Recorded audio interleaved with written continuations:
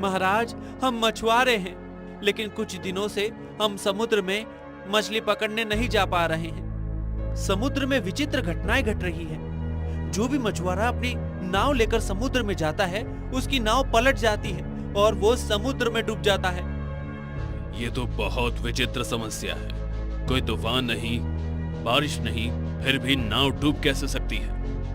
यही समझ नहीं आ रहा है महाराज, इसलिए हम आपसे भेंट करने आए हैं। अब आप ही हम मछुआरों की सहायता कर सकते हैं, अन्यथा हमारे परिवार नष्ट हो जाएंगे महाराज। मेरे राज्य के हर एक नागरिक के परिवार की सुरक्षा का दायित्व मेरा है। मैं अवश्य तुम्हारी रक्षा करूंगा। कदाचित किसी मायावी शक्ति ने समुद्र में प्रवेश किया है।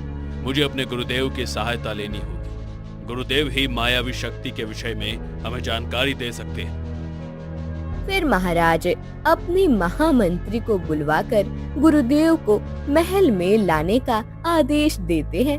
कुछ देर के बाद महामंत्री महाराज के गुरुदेव को लेकर आते हैं। गुरुदेव, ये मछुआरे एक विचित्र समस्या में फंसे हैं। इनका कहना है कि समुद्र में किसी मायावी शक्ति का वास है। उस शक्ति ने कई मछुआरों को समुद्र में डुबोया है। अब बाकी मछुआरे भयभीत हो गए हैं। मुझे ध्यान लगाकर देखना होगा कि समुद्र के तल में क्या हो रहा है। फिर गुरुदेव ध्यान मुद्रा में बैठते हैं। कुछ देर के बाद गुरुदेव अपनी आंख खोलते हैं।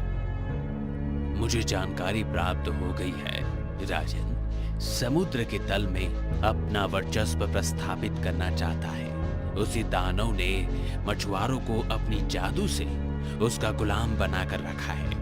उसके जादू के प्रभाव से वो सभी यंत्रवत बन गए हैं और उसकी सेना को सज्ज कर रहे हैं। मैं अभी समुद्र तल में जाकर उस दानव को नष्ट करता हूं। नहीं राजन, तुम उसे नष्ट नहीं कर सकते। उस दानव ने एक अघोरी तपस्या करके वरदान प्राप्त किया है कि कोई भी राजपुरुष उसे पराजित नहीं कर सकता। वो जानता है कि राजपुरुष में उसे परास्त करने की क्षमता है, परंतु कोई सामान्य उसे पराजित नहीं कर सकता। इसलिए उसने ऐसा वरदान लिया है। ये तो बड़ी विकट समस्या है गुरुदेव। अब इस समस्या का उपाय भी आप ही बताइए। एक उपाय है राजन। तुम्हारे राज्य में यदि ऐसा कोई व्यक्ति है जिसने सदा ही सबकी सहायता की है, जिसने अपने भाग्य में